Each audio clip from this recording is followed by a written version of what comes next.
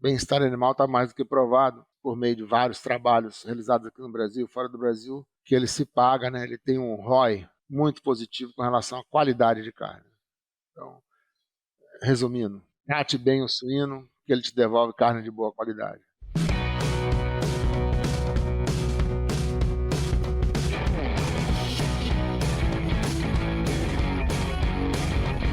Olá, sejam todos muito bem-vindos para mais uma edição do SuinoCast. Meu nome é Guilherme Brandt, sou host do programa. Tenho um convidado muito especial aqui, José Vicente Peloso, um velho amigo aqui, conhecido, colega acabamos sendo colegas de empresa. Peloso, seja muito bem-vindo.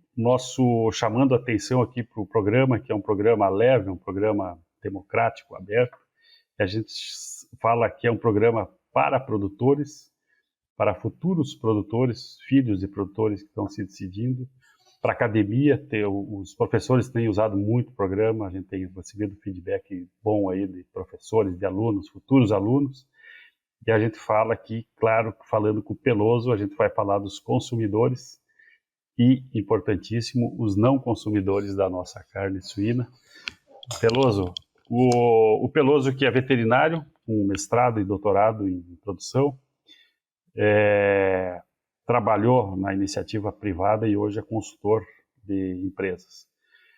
Peloso, essa é a gente chama de uma leitura de currículo, que eu chamo uma leitura fria de currículo, e eu já te peço para apresentar, apesar de que tu já fez vários programas aqui, mas eu peço para tu dar a tua apresentação, quem que é o Peloso, pelo próprio Peloso. Eu não gosto de rótulos, né, Peloso? Mas eu vejo o Peloso tá na testa do Peloso, qualidade de carne, carcaça suína, né? Isso que a gente tem carregado aí por ano. Seja muito bem-vindo, a palavra é tua, Peloso. Bom dia, Guilherme. Antes de mais nada, uma grande satisfação em reencontrá-lo.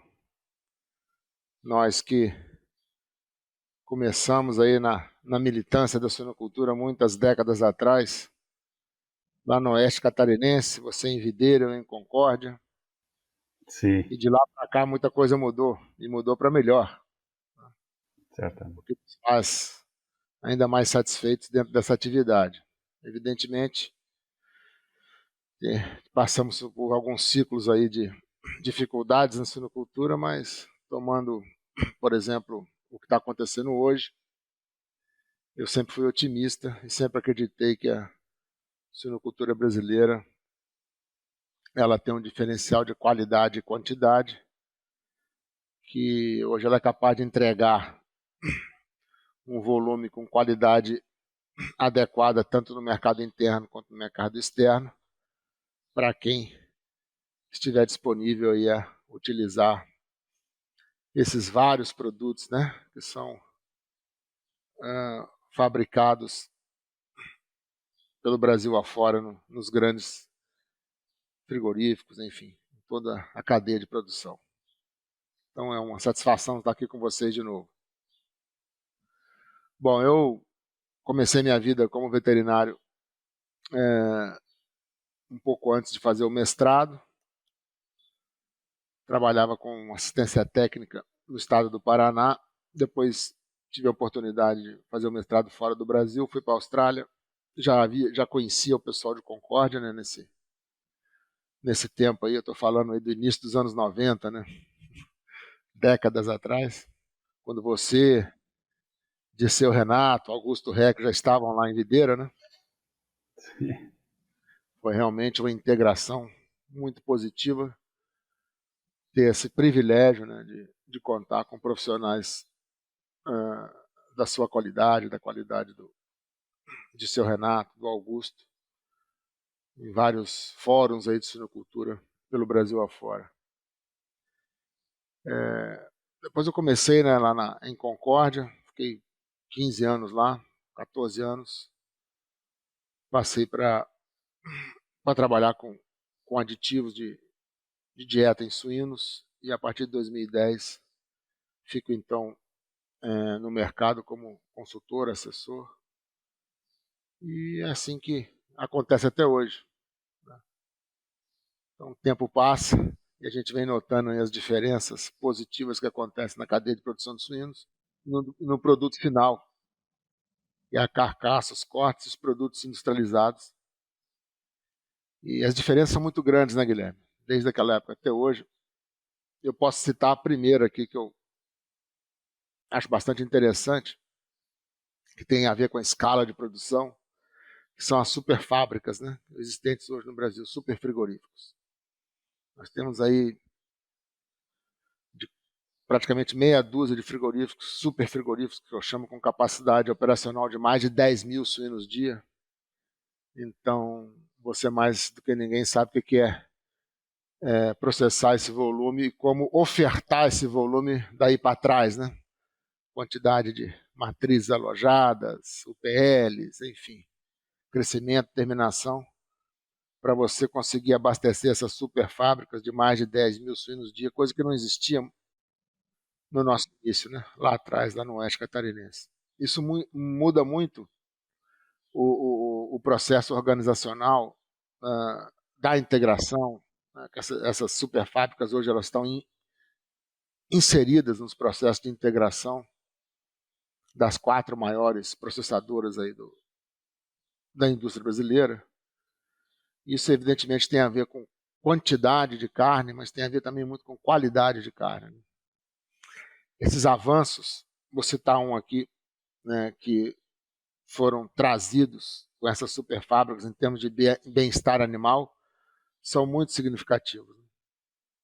Isso eu tenho um certo orgulho de ter participado desses avanços em bem-estar animal, juntamente com a equipe da Embrapa, em Concórdia, com o pessoal, com as equipes, colegas veterinários das empresas de bem-estar animal, porque isso não é só poesia, bem-estar animal está mais do que provado por meio de vários trabalhos realizados aqui no Brasil, fora do Brasil, que ele se paga, né? Ele tem um ROI muito positivo com relação à qualidade de carne. Então, resumindo, trate bem o suíno, que ele te devolve carne de boa qualidade. E essa superfábrica, com sistemas de alojamento pré-abate automatizados, atordoamento com CO2, linhas inteligentes, eles, sem dúvida, contribuem muito para que nós possamos ofertar no mercado nacional, no mercado internacional, essa quantidade e essa qualidade da carne suína que está presente hoje no nosso mercado. Então, eu conversando com você, eu sempre gosto de lembrar dos avanços, né, que tivemos desde a nossa época lá no Oeste Catarinense até hoje, com relação a bem-estar animal, e mais recentemente com a ESG, né, com a questão da governança das empresas. E, enfim, eu acho que hoje a suinocultura brasileira está muito bem posicionada a nível mundial. Ela está cada vez mais eficiente. E, lógico, isso não quer dizer que os desafios acabaram, os desafios permanecem.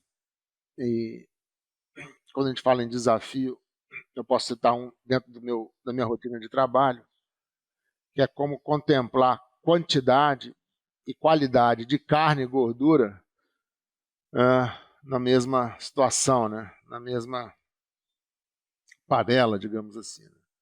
Hoje, por fatores nutricionais e fatores de pré-abate, de manejo pré-abate, ainda existem fontes de variação que nem sempre se traduzem de uma forma positiva dentro do frigorífico, mas esses desafios eles são bem conhecidos e eu acho que quem opera essas superfábricas aí de 10 mil ou mais suínos dia tem plena consciência de como abordar esses novos problemas e continuar oferecendo ao mercado o produto de boa qualidade. As matrizes da TopGen carregam a excelência em seu DNA, guiando os produtores e consumidores a um futuro mais sustentável da suinocultura. Resultado de 4 décadas com foco em melhoramento de matrizes e agora potencializado através da atualização genética com o que tem de melhor na Suíça. deixa eu fazer um gancho aqui, Peloso. Eu gosto de ir anotando aqui e, apesar de ter alguma coisa preparada, eu já mudei meu rumo da prosa aqui, porque eu acho que é legal. Fica à vontade, Guilherme. Coisas que tu comentou, né, Peloso? Tu tá falando aí de final dos anos 80, né, o início da operação. Tu falou em bem-estar, tu falou em ESG, tu falou em superfábricas e coisas que a gente é acostumado a falar, né? E é interessante esse teu resgate, né? E tu falou do Brasil como diferencial de qualidade e quantidade, né? Vamos jogar 40 anos aí, né? De uma atividade, e eu tenho falado muito nisso quando eu tenho oportunidade de palestrar aí, que a gente está fazendo parte de uma operação que deu certo, né, Peloso? Né? Quando a gente fala de sustentabilidade, de fazer coisas certas no passado e jogar para o futuro que continue certo, né? Então, que bom que o nosso cabelo branco aqui, ele não vou dizer que cresceu, mas ele desenvolveu dentro de uma coisa que deu certo, né? Então, a grande responsabilidade que a gente tem aí, né, o Brasil, para quem está nos ouvindo e não é muito da área, né, o Brasil como quarto maior produtor e exportador de uma proteína que deu certo. E quando tu fala, eu gostei das superfábricas, né, a superfábrica exige uma super operação de campo, né, 10 mil, jogando numa matemática muito simples aqui, 10 mil abate dia são 100 mil, perto de 100 mil matrizes, né, uma super logística, né. E esse ponto eu quero falar contigo também, da questão da logística e qualidade de carne, né? E do ESG a gente falou, que é da sustentabilidade, né? De manter a produção em alta. Mas pegando dentro lá, Peloso, dentro da parte mais básica, né? Do produto final. Eu sempre gosto de associar o produto final como um prato de comida, né? Mas no produto final da produção, né? O que é uma carne suína de boa qualidade? Bom, o que define carne suína de boa qualidade? Essa é uma palestra grande. Seria. Mas eu vou tentar dar uma ideia geral, uma resumida que possa ser de boa compreensão. Nós temos praticamente dois destinos daquele suíno que é processado, né? A carne in natura e a carne vai para o processamento. Então nós temos várias características de qualidade para atender um lado da produção e o segundo lado da produção. E isso é um ponto muito positivo, porque desde a nossa época para cá, a oferta de produtos de carne suína, ela praticamente quintuplicou, né? Ela deixou de ser uma oferta quase que exclusiva de industrializados, de processados, como salame, linguiça e presunto, e passamos a ter, enfim, bacon de várias qualidades, picanha suína, quem diria? Imitamos o boi e foi um sucesso. Então, a qualidade que é entregue dentro do frigorífico, né, que segue esses dois caminhos, seja o caminho da total industrialização, seja o caminho de cortes semi-elaborados, vamos chamar assim, ela começa, se a gente olhar assim, dentro daquele pedaço de pernil, daquele pedaço de paleta, dentro da integridade das proteínas, né? Dentro da célula muscular. Manter a integridade das proteínas, que são, depois que o suíno é abatido, né? Há uma mudança no metabolismo, né? Eu costumo falar nas minhas apresentações também que quando a gente abate o suíno morre, mas o músculo não, né? O músculo continua vivo. E ele, nesse tempo de vida que ele ainda tem até a completa finalização do rigor mortis lá dentro das câmaras frias, ele ainda pode ser atacado, digamos assim, por vários fatores que vão, ou que podem desvirtuar, fazer desvios de qualidades irreversíveis, né?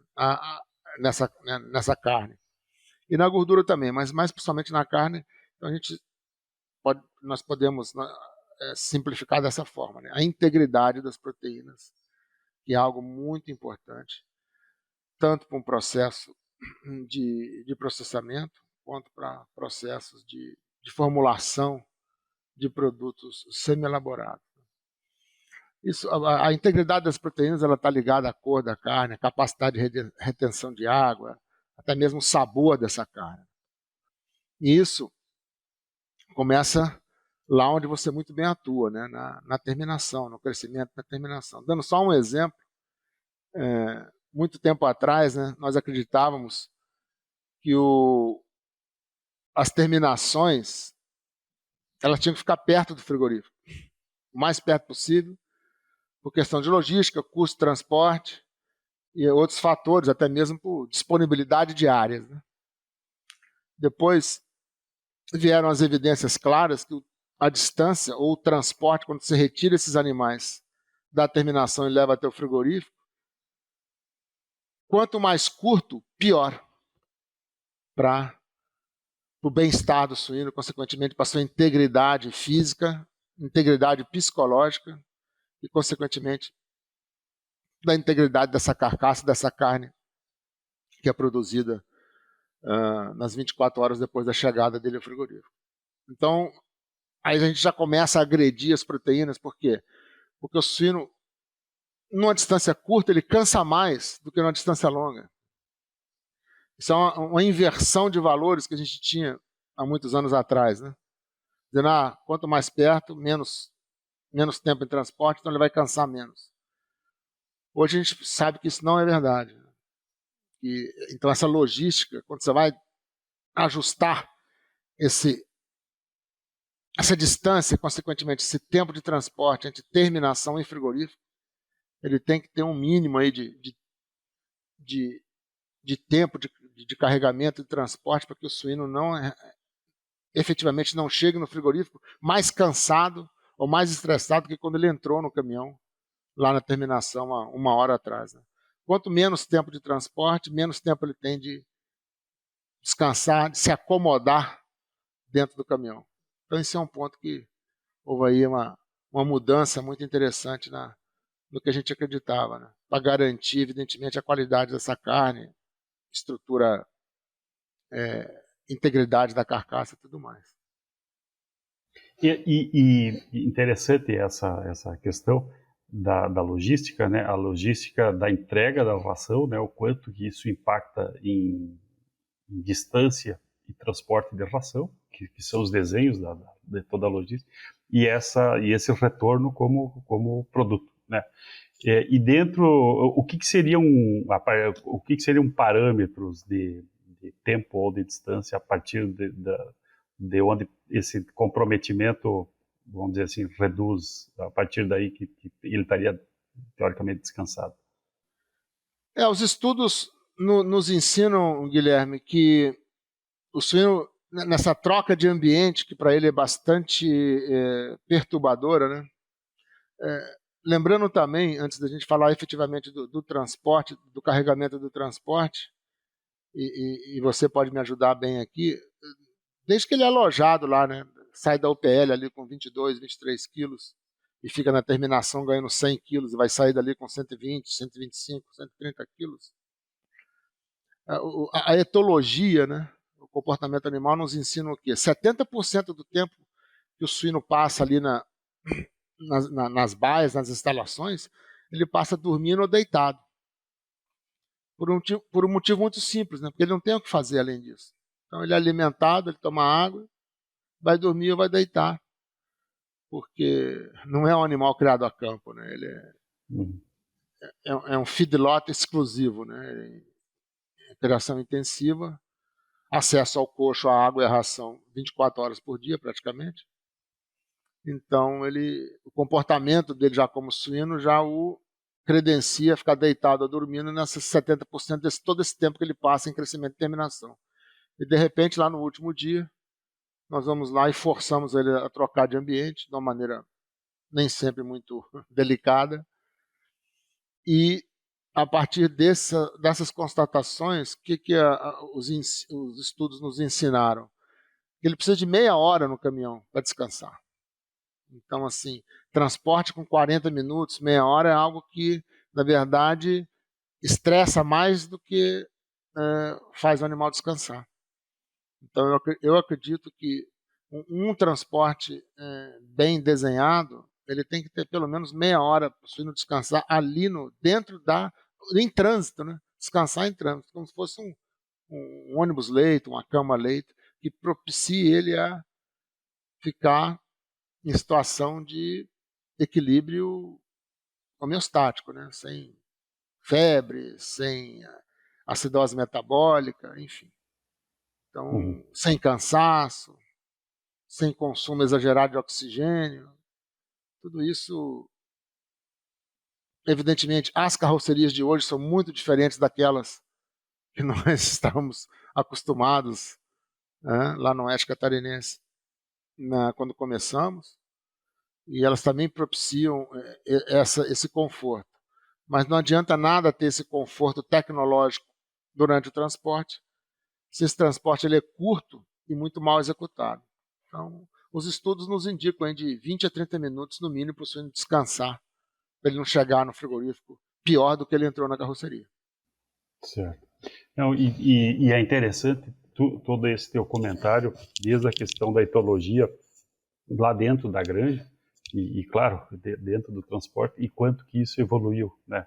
Os programas, e tu comentou lá no começo, os programas de bem-estar, desde a concepção da granja, né? Desde de tamanhos e distribuição de baia, o teu comentário de ração e água 24 horas, né?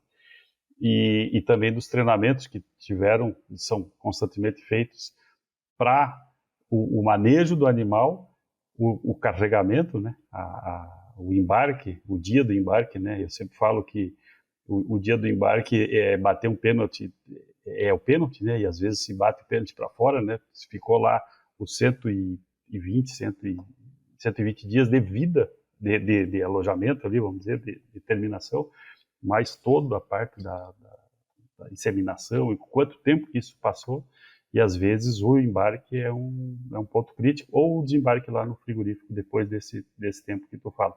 E a grande evolução que tiveram as carrocerias e todo o transporte em si, né? E isso é importante falar. E quando tu comentou lá a primeira vez do bem-estar, a gente que tu falou que sem dúvida isso que já não é poesia, né? O quanto que a gente sofria de problema, eu não sei se ele começou daí, mas a gente sofria muito, né? Com petequias na carcaça, pô, o que está acontecendo, né?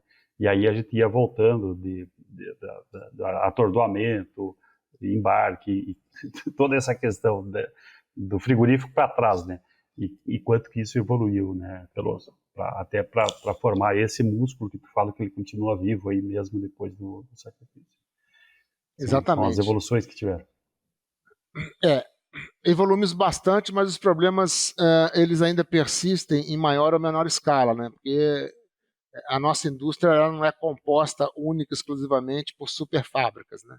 Ainda existem pequenas fábricas, médias fábricas, que talvez por questões econômicas ou mesmo de viabilidade técnica não conseguiram acompanhar essa evolução do suíno em si. Eu vou dar um exemplo.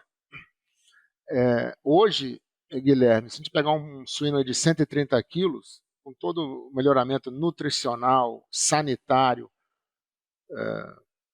enfim, tudo que se coloca à disposição desse suíno desde o nascimento até o último dia de terminação, de 48% a 50% do peso vivo do suíno é músculo, é musculatura estriada esquelética, aquilo que se transforma em carne.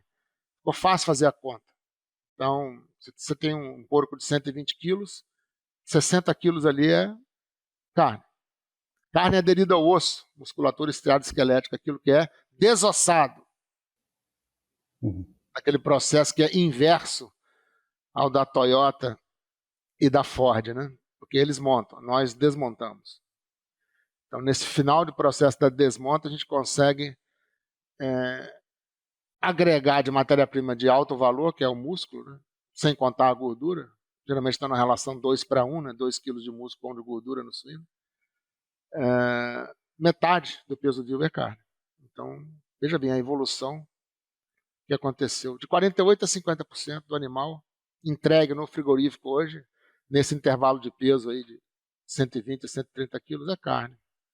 E aí vem as preocupações, né, ou as ocupações de resolver esses problemas. Você falou das petecas, né, do salpicamento, que é um problema de manejo pré-abate e atordoamento, que ainda persiste, ainda fraturas. E aí nós, na condução da resolução desses problemas, nós fomos muito bem auxiliados pelos colegas da Inspeção Federal.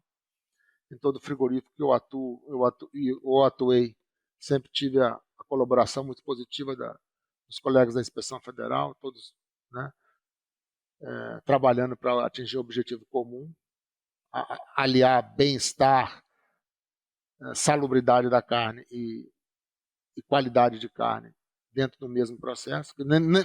Nem sempre é tão fácil, mas eu acho que hoje nós temos índices, e na sua maioria, não vou falar só de média, mas índices de produção e produtividade mundiais, né?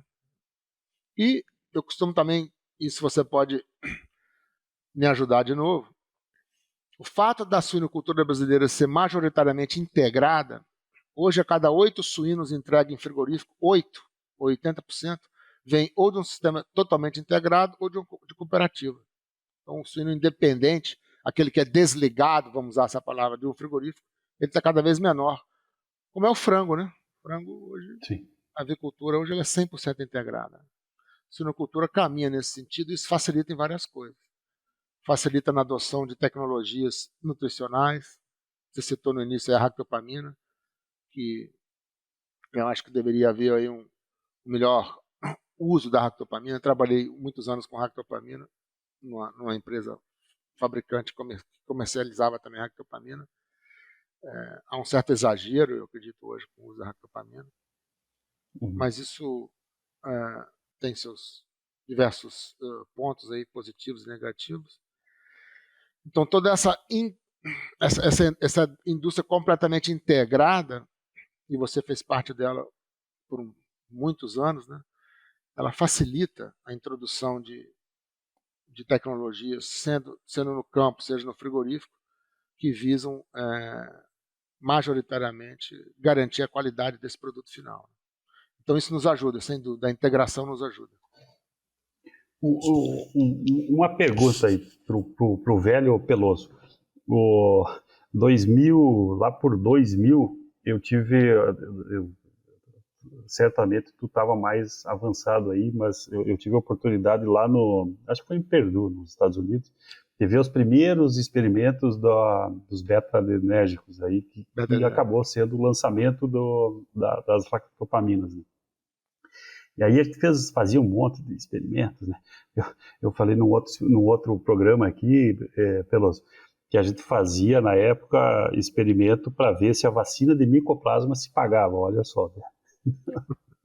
Outras épocas, né? E aí toda essa experimentação das ractopaminas e depois de imunocastração e todo esse avanço que teve, o quanto para chegar nessa tua conta aí do 48% de músculo, né? Quanto que o animal 48 a 50% do peso vivo é 50%. Músculo. E, bom, isso deixou um animal, vamos dizer assim, magrão, né? Uma proteína, um produto magro. Sem dúvida. E agora eu vou fazer um caldeirão aqui, vamos ver onde é que vamos sair aqui. E agora esse ingresso das raças, o ingresso do Duroc, ou o retorno aí de algumas raças, principalmente o Duroc, para um apelo mais de gordura, né? A pergunta simples é a seguinte, Peloso: como que está essa evolução? Qual que é o peso futuro do nosso suíno, ou qual que vai ser a conformação futura aí do suíno? Talvez esse seja outro programa, né? Não, eu acho que nós temos munição para responder, fatos e dados que vão nos permitir chegar aí uma conclusão. Realmente a evolução foi muito rápida, mas foi uma demanda do consumidor, né? Quando éramos jovens, a gente lembra que a propaganda não oficial era carne suína é gorda, questões aí de insalubridade devido a parasitoses, enfim, tudo isso acabou, né? E mais uma vez, né, acho que o processo de integração acelerou essa troca de imagem, né? Essa troca de imagem do suíno. Mas se a gente começar a olhar os anos 90, né, e tudo que veio depois, tudo que veio dos Estados Unidos, da Europa, foi no sentido de diminuir gordura na carcaça, sem dúvida. Fazer o animal cada vez mais magrão. Isso aí. O melhoramento genético, assim, os critérios de seleção era diminuir a espessura de tocinho. Né? A nutrição, como você bem sabe, a nutrição restrita, para o animal não comer demais e não engordar. Né? Depois vieram os coxos automáticos, também com uma certa restrição alimentar, tudo para que ele fosse nutrido com a quantidade certa de energia e proteína que não fizesse um excesso de gordura na carcaça. Então esse caminho foi rápido. 30 anos é algo rápido, 20 anos e nós chegamos nesse ponto. Né? Hoje eu trabalho muito com banco de dados de tipificação de carcaças, que é talvez o único momento onde o suíno é pesado individualmente em todo o processo, né? na carcaça, no frigorífico, ali, uma por uma. Então, nesses bancos de dados de tipificação de carcaça, a gente vê realmente, Guilherme, animais super magros. Mas assim, porque é bom olhar a média, né? Mas vamos olhar as distribuições dos valores, dos números ao entorno da média. Então, realmente, hoje nós temos aí de 30% a 40% de animais muito magros, mesmo pesados. E aí, para mim, no meu olhar, foi o grande mérito da ractopamina.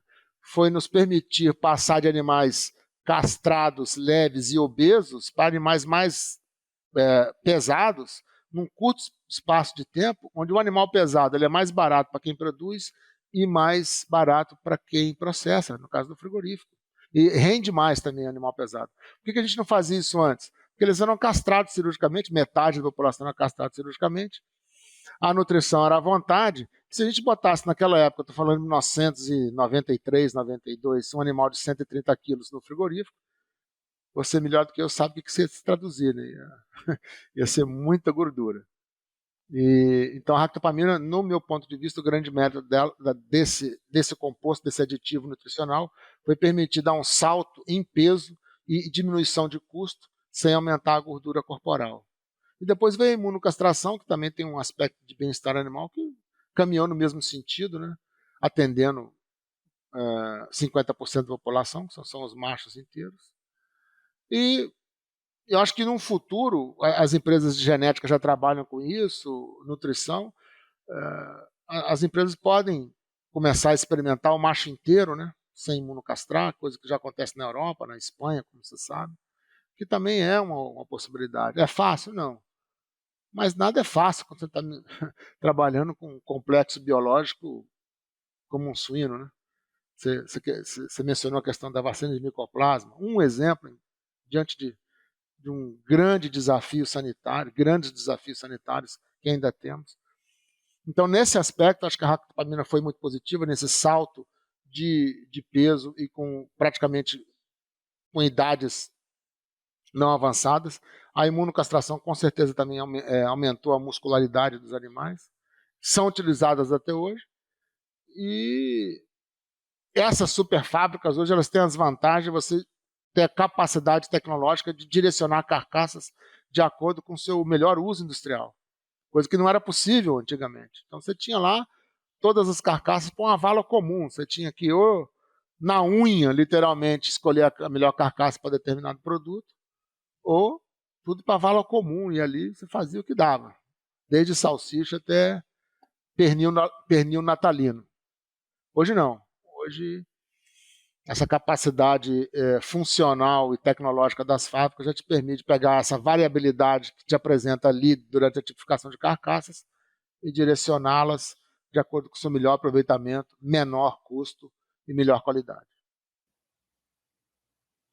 E o peso final, para que lado que vamos? O peso, os nossos grandes amigos nutricionistas nos ensinam que acho que 130 quilos hoje seria um peso ótimo de abate. Né? O intervalo de peso... Eu prefiro trabalhar com intervalo de peso ótimo ao invés de um número fixo, Guilherme, porque não é uma matemática, né? Não é assim fixa. Então vamos falar aí de 130, 135 quilos, 128, 135 quilos como peso ótimo na questão, relação de aproveitamento de energia, proteína, da ração, transformação, deposição de carne, custo, não só a conversão alimentar, mas a eficiência alimentar. Quantos quilos de ração de terminação ele precisa comer para fazer 1 quilo de carne ou 1 quilo de gordura, que não vai nem sobrar nem faltar no frigorífico, isso é outro ponto. Então, eu acho que hoje, esse intervalo de peso ótimo seria de 128 a 130 quilos, para atender muita gente todos já esses fazendo aspectos aí. Uhum. Peloso, tu comentou de linhas inteligentes, né? E tu acabou de falar a frase aí da pesagem individual lá na nória, né, da carcaça, aonde a gente tem o valor final, pelo menos tem o valor final, né, do animal.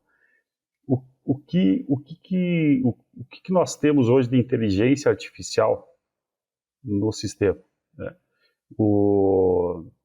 Até é interessante, esses dias me perguntaram, quando chegar a inteligência artificial? A gente já usa muita coisa e talvez a palavra se esteja na moda ou não, né? Mas aonde que a gente está situado aí, Peloso? E o que a gente pode melhor aproveitar em relação ao tema? Bom, eu posso dar 2 exemplos, um que é mais direcionado ao que você estuda e trabalha, e o outro mais dentro do frigorífico. Eu acho que essas câmaras de prospecção, assim, de temperatura, câmaras térmicas, quando colocadas no suíno, né, que te dão assim, um diagnóstico muito preciso se o animal está com febre, se ele está claudicando, assim, como se fosse uma anamnese veterinária aos olhos eletrônicos. Né? Isso, para uma população sempre gigante dentro das terminações, ajuda bastante. Então, você olhar numa tela de computador, como nós estamos fazendo aqui agora, determinado suíno em determinada baia, se ele está claudicando, se ele está com febre, a temperatura corporal dele, isso tudo já é possível ser detectado por câmeras inteligentes, né? Por inteligência artificial. E dentro do frigorífico, eu mostrei isso nas minhas últimas palestras na Abraves, eu achei muito interessante, um trabalho chinês, né? Não poderia deixar de ser, mas acho que o Brasil também tem essa capacidade de você ter o peso do suíno vivo, Guilherme, sem precisar botar ele na balança. E o peso da carcaça também sem precisar pesar na nória, por imagem de vídeo, né? Inteligência artificial, câmeras, descarrega o suíno, eles saem do caminhão, um conjunto de câmeras dentro do corredor por onde eles vão passar, vão filmá-los e por algoritmo, inteligência artificial, vai dar o valor do peso dele, ou o peso em quilos, sem precisar abrir porta para jogar na balança, sem precisar pesar em cima do caminhão, sem precisar fechar a porta, enfim, movimentos desnecessários, porque, como bem fala também o nosso amigo o Cleandro, digamos assim, dos efeitos colaterais dessa evolução do suíno, evolução positiva, mas alguns efeitos colaterais, é que o animal se tornou cada dia mais sensível, né, Guilherme? Então, a sensibilidade aos desafios do exterior, elas aumentam, a percepção das dificuldades do animal aumenta, eles ficam mais sensíveis e a pesagem, que é um fator muito importante para tudo, né? Inclusive para custo, ou principalmente para custo. Você vai calcular a conversão alimentar, a eficiência alimentar e o valor desse animal no mercado, seja ele vivo ou seja ele na carcaça. Então, se a gente puder avançar no sentido de que essa tarefa, que é hoje uma tarefa em grandes volumes estressante e que com pouca agregação de valor para a indústria, substitui ela por inteligência artificial e apenas na hora que os suínos são descarregados, filmar eles e dar o peso individual. Isso já é possível, ou está se tornando possível, e eu acredito que muito breve estará disponível comercialmente. Então são esses dois pontos, a questão do diagnóstico da população, por meio de câmeras, para ver se tem alguém com febre, claudicano, e no frigorífico o peso muito aproximado ou igual àquele peso que seria obtido pesando em balança, que é um processo antigo e ainda bastante cheio de estresse e movimentação desnecessária para o suíno, ainda mais um suíno de 130 quilos. Né? Quando a gente fala em 130 quilos de média, né, voltando aí à curva de dispersão lá no frigorífico, você tem animal de 145 quilos também. Sim. Tu falando dessa questão da precisão das balanças, né?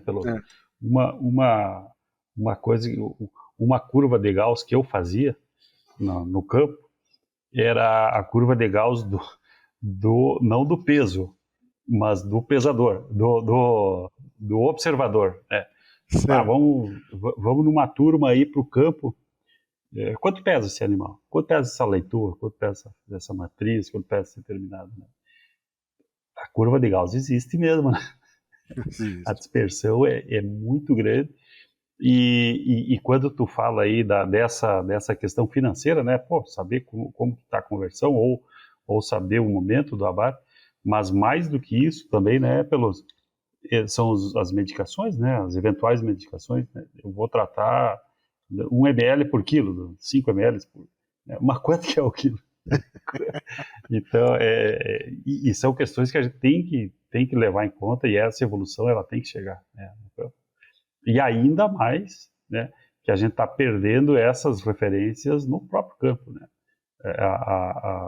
A experiência do campo ela vai diminuir, né? Porque o número de pessoas a trabalhar, a gente já vê isso em grandes granjas nos Estados Unidos, né?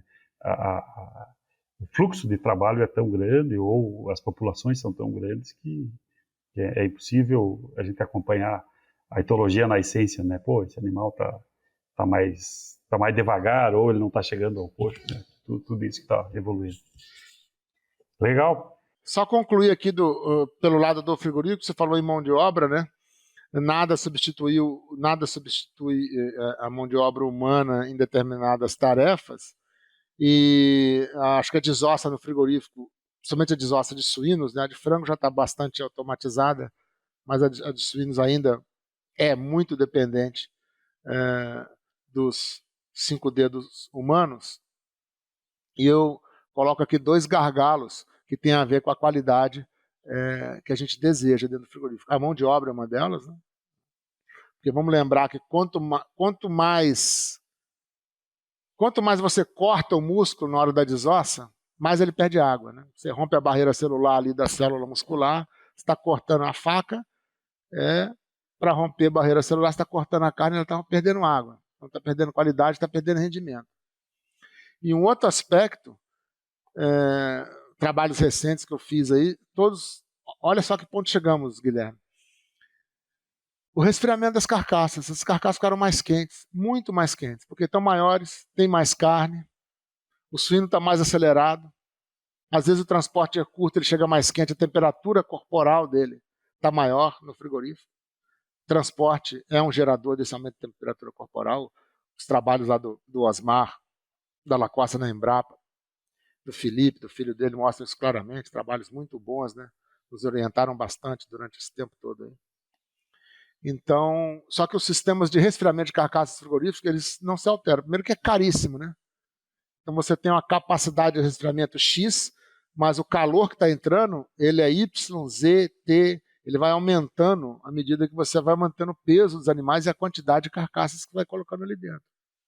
Então, concluindo, a retirada de calor dessa carcaça, a retirada de calor dessa massa muscular, que há 3 anos atrás era eficiente, hoje ela se torna ineficiente. Porque você tem uma mesma capacidade de frio para uma quantidade de calor muito diferente daquela de 2 anos atrás, 3 anos atrás. Por quê? Porque o suíno mudou, né? A carcaça está mais pesada, tem mais osso, tem mais carne. E ele mais pesado, ele tem uma cobertura de gordura maior, o que impede, de certa forma, a troca de calor e frio na carcaça. Então, hoje eu tenho trabalhado muito com defeitos de qualidade oriundos do resfriamento. o resfriamento inadequado ou insuficiente das carcaças para manter aquela produção de frigorífico, né?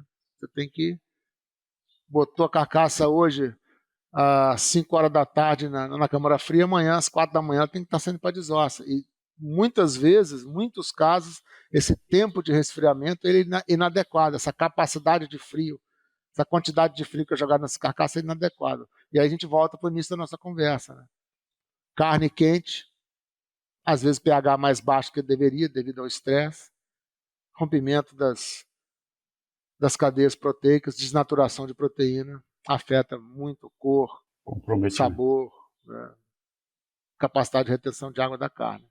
Então veja bem, né? Tudo tem que ser bem alinhado para que esse suíno que vem do campo, a gente não acabe estragando a qualidade dele lá dentro do frigorífico por uma questão de como diria o Augusto Reck, né? De tecnopatia.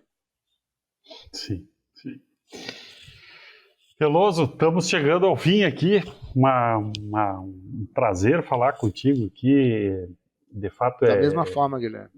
E até um agradecimento, né, por tanta coisa aí que foi feita nesses quase 40 anos, né, e que bom que... Eu falava que o pênalti está sendo batido na hora do carregamento, já vi que dentro da indústria tem muito mais jogo ainda, né, até chegar no prato, né. Mas que bom que a gente tem todo esse estudo aí e esses puxões de orelha, né, para a gente... Mas nós estamos num jogo vitorioso, né? Você vê as grandes empresas do Brasil, as grandes integradoras já exportando para mercados de alta exigência, né? Essa exportação para mercados sofisticados, vamos dizer assim, né? Ásia, Coreia, Japão, enfim, próprio Canadá, na América do Norte, Estados Unidos. Nós já temos essa capacidade em QCE, né? Em qualidade, custo e entrega. Então eu acho que nós realmente batemos muito pênalti, fizemos alguns gols, mas isolamos a bola em outros, né?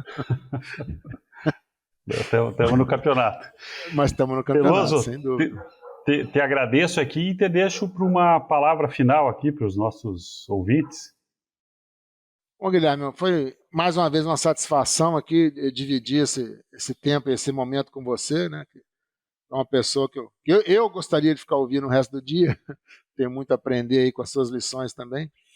E nós estamos hoje assim numa indústria vencedora, né? A indústria de produção de carne suína no Brasil é uma indústria vencedora.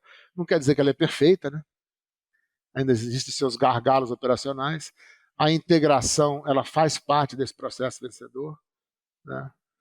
Aquilo que o seu Brandalize falou lá 50 anos atrás ainda é válido, eu acho, né? Então, nós continuamos no caminho certo, né? O trabalho magnífico aí da ABCS, da Associação Brasileira de Criadores de Suínos, da ABPA, né? Da Associação Brasileira de Produção Animal, tudo isso, esse momento de marketing, de comunicação com o público em todas as idades do que é a carne suína, né? Você não precisa comer 3 salames por dia, 2 presuntos inteiros para saborear a carne suína, mas um consumo moderado é algo bem apreciado. E a nossa indústria ela se desponta no mundo e as instituições de pesquisa, né, Embrapa, as universidades federais, também estão tudo dentro desse pacote, os profissionais envolvidos, para que a gente continue sendo vitorioso nessa... Isso não acaba, né? Daqui a 200 anos vai ter suíno lá em Videira, em Concórdia, isso não acaba. Sempre caminhando para frente e melhorando. Muito bom te ouvir aí, te agradeço de coração, e a gente se vê aí pelo nosso mundo da suinocultura. Um grande abraço. Certo, Guilherme, muito obrigado, um grande abraço e até a próxima. Um abraço até a próxima. Tchau, tchau.